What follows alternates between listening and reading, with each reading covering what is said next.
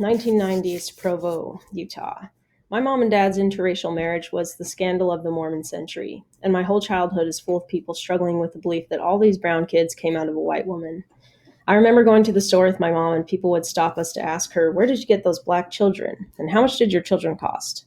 I have an early memory of finding my sister screaming in pain, standing in the bathtub trying to bleach her skin so that girls at school would stop calling her ugly and evil.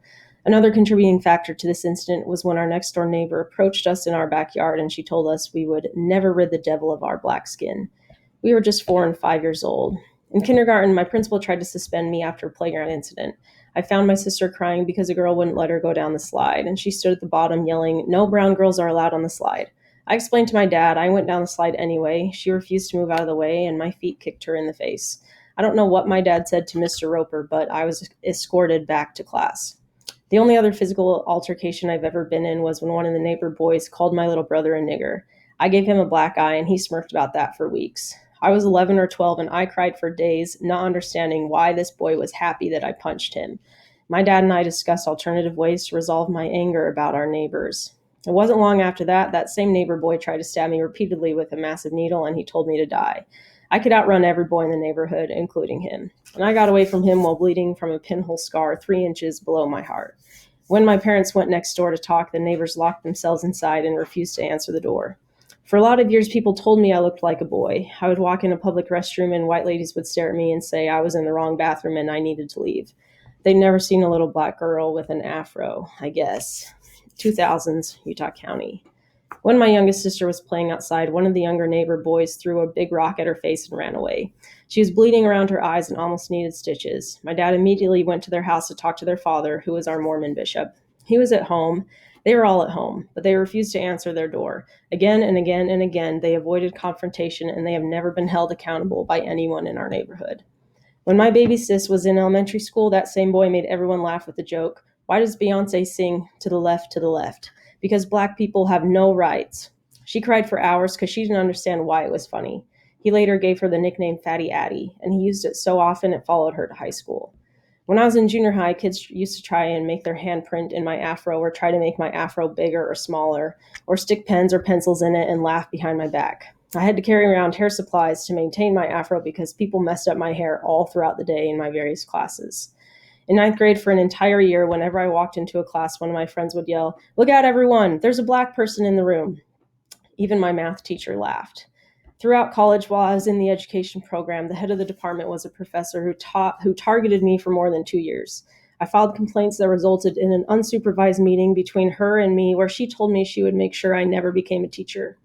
After I graduated, I didn't get my teaching license, and it took me 2 weeks of calling UVU's various departments before they traced the issue back to a written request to have my name removed from the list of graduates that year, signed and submitted by that same professor.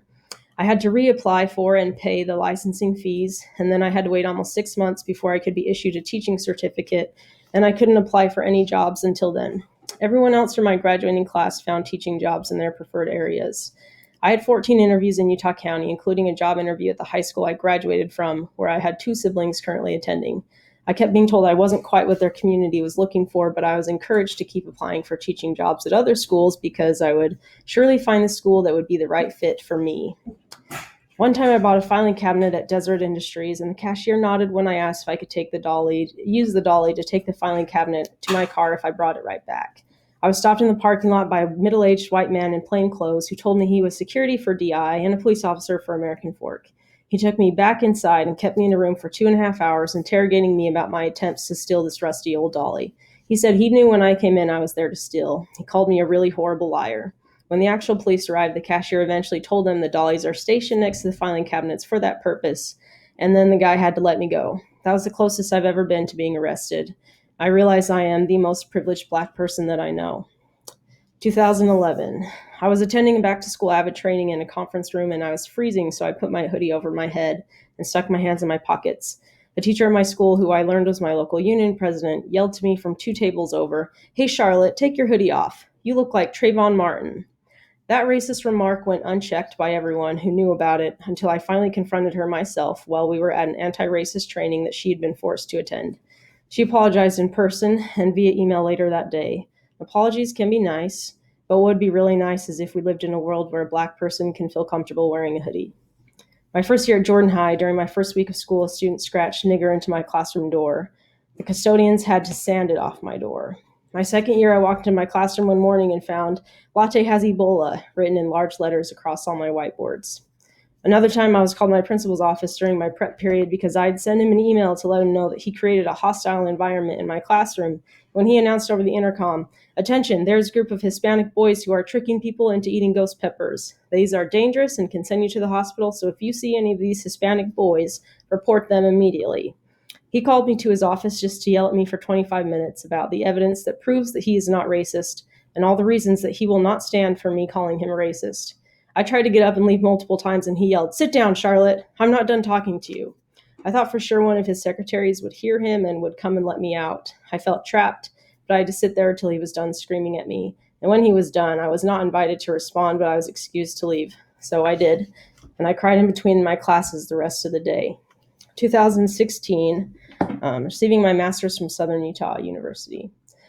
For my master's thesis, I developed and conducted a research study on fostering resilience to close the opportunity gap for at-risk youth. I taught AVID and used our students as my subjects. It took a whole year to plan and write the first 3 chapters of my thesis and get it all approved for my school guardians and SUU.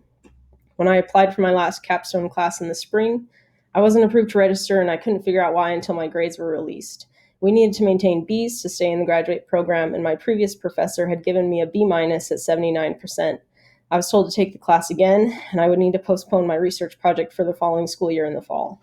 I was able to work out a deal with my professor, who agreed to raise my grade the 1% I needed if I wrote 3-page papers to fully explain my writing process for each of the 3 chapters of my thesis.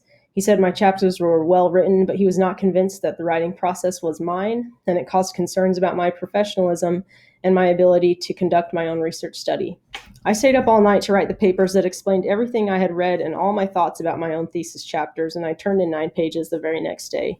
It still took him almost 2 weeks before he made the grade change, and by the time I was approved and in my capstone class, I had an entire month less than everyone else in my cohort to complete and publish my thesis project.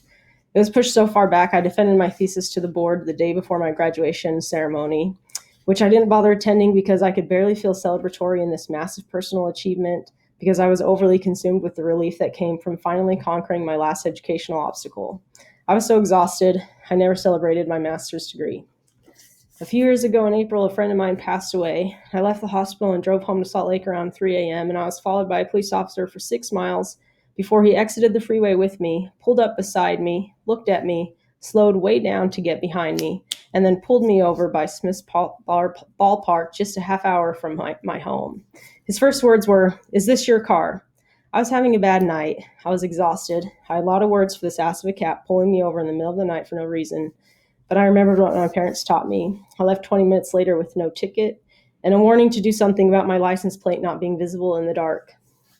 Last year, one of my colleagues visited Rose Park Junior High in Portland and came to find me just to tell me that I should go look for a job there because I'd probably fit in so much better in a school with more Black people. It's 2020. My Black timeline is not over yet because I've lived a privileged life with 2 extraordinary parents and access to educational opportunities. I've been equipped with a variety of protective factors that allow me to thrive in this world of racial intolerance. I've had to become a master of my own emotional regulation, stress resilience, conflict resolution, and interpersonal communication skills as if my life depends on it. And I do believe my Black life depends on these things. My Black students today are still being called niggers at school and on the bus. They're still being discriminated against by their peers, their teachers, and by our educational system. My Black timeline expands 30 years, but I've changed a lot more than our world has. The Black timeline is a history of painful experiences, obstacles, intolerance, and injustice that started over 400 years ago and continues on to today, tomorrow, and every day hereafter. For so many of my brothers and sisters, this Black timeline has been ripped apart and cut way too short. For so many of my brothers and sisters, this Black timeline might as well be cut short because we never asked for this plague of difficulty, disparity, death, and consistent grief. I think people forget that the end stage of grief is the feeling of hope. The problem is that hope gets lost in the depths of the Black timeline. Even though I know how important it is to have hope, I have to dig really, really deep to find it. And I have to try even harder to convince the younger generation that exists and that I know it's there, even though they can't see it and I can't show it to them. And I have to try even harder to convince myself that I don't have to feel it all the time to know that it's there. I just have to believe it is. My black timeline makes it really difficult, but I mean, it's always been this way.